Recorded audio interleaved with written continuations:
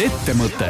Tere kõigile Ettevõtte kuulajatele, Taavi Kotka, Hendrik Roonemaa alustavad reipalt jaanuarikuist saadet, kus Tallinn on uppumas lumme ja inimesed istuvad kodus, nagu oleks uuesti koroonaaeg tagasi, käid tänaval ja ei ole kedagi, vähemalt siin Kalamajas on enam üksi, isegi autod ei sõida.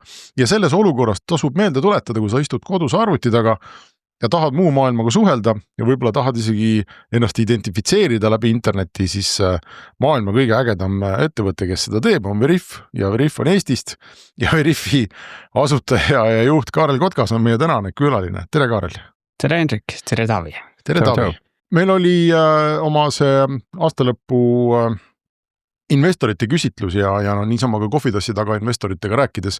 Veriff on olnud nagu pikalt selline ettevõte, kelle kohta investorid räägivad sellist nagu Ameerika mägede lugusid, et üldiselt ei ole nagu selliseid startup'e Eestis palju, kelle kohta räägitakse, et oi, neil oli vahepeal mitu aastat jube raske ja ei tea, mis üldse, tead, saatus rippus juuksekarva otsas ja nüüd tundub, et tegid ikkagi õiged otsused ja jälle läks nagu paremini.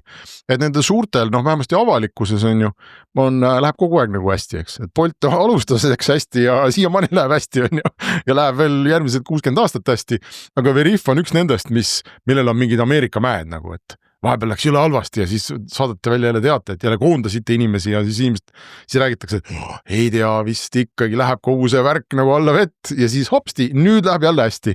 Et aasta lõpust saatsite välja pressiteate, et nüüd läheb jälle hästi siis Kaarel, et kahekordistasite käivet ja olete kasumis ja et nüüd on siis nagu Veriff tehtud. Ühesõnaga, nüüd on Ameerika, praegu oled mägede tipus. Kuidas võtta, et mul on hea meel siin kohe on küsimusi, siis sa olete saanud sa vastata. Aga kui ma mõtlen nagu selle peale, et kindlasti on nagu paremaid ja kehvemaid aegu olnud, aga ma olen ka näinud, et küllaltki suured ootused on ka pandud, et kui eelmises saates sai kuulatud seda, et oli mõned aastad sellist nagu paigalseisu, siis numbreid vaadates on ikkagi kogu aeg on kasvanud. Vähemalt üle 55% üle kõikide aastate nagu kasvanud ja kuniks vaadata laiemat trendi ka, siis eks tuleb alati teha otsuseid, et seda kasvu taga ajada ja see on lihtsalt üks osa sellest sõidust on see. Teeme lihtsalt raadiokuulajale, kuna ta tõenäoliselt ei ole ise kõiki neid pressiteateid lugenud ja nii edasi, et teeme korraks selle ruumi selgeks, et kui suureks tänaseks Veriff on kasvanud? Mis on käive? Palju on töötajaid? Palju on turge? Veriff on ettevõte, kes siis identimise mastaabis vaatab seda, et Taavi on Taavi ja Hendrik on Hendrik, aga lisaks sellele me saame ka teada, et kas Hendrik on ja Taavi on usaldusväärne või keegi on riskantsem ja mida me teeme ongi see isikusamuse tuvastamine ja usaldusväärsuse paikapanek ja seda me teeme väga suures mahus. Viimane kvartal üle 100 miljoni identimisi globaalselt. Globaalselt ei ole ükski riik meil välja jäetud, teeme seda üle 12 500 isikut tõendava dokumendi näol. Ja käibemastaabis oleme ettevõte, kes teeb aastas üle 100 miljoni käivet, olles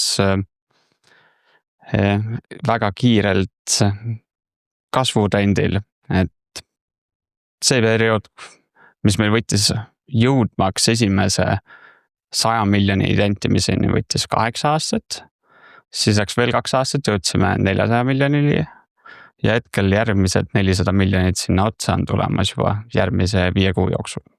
Aga selle mõttes ikkagi sellise suure mahu juures sul on ka ja suure kasvu juures sul on suured kulud, eks, et ja sul oli üks eesmärk vähemalt aasta tagasi, kui sa käisid meil siin rääkimas, et sa tahad jõuda üks break-eveni piiri peale, et kas see eesmärk sai sul täidetud?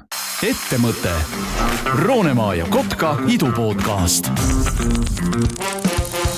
Hendrik Roonemaa ja Taavi Kotka räägivad igal kolmapäeval sellest, kuidas Eesti 1000 korda suuremaks teha.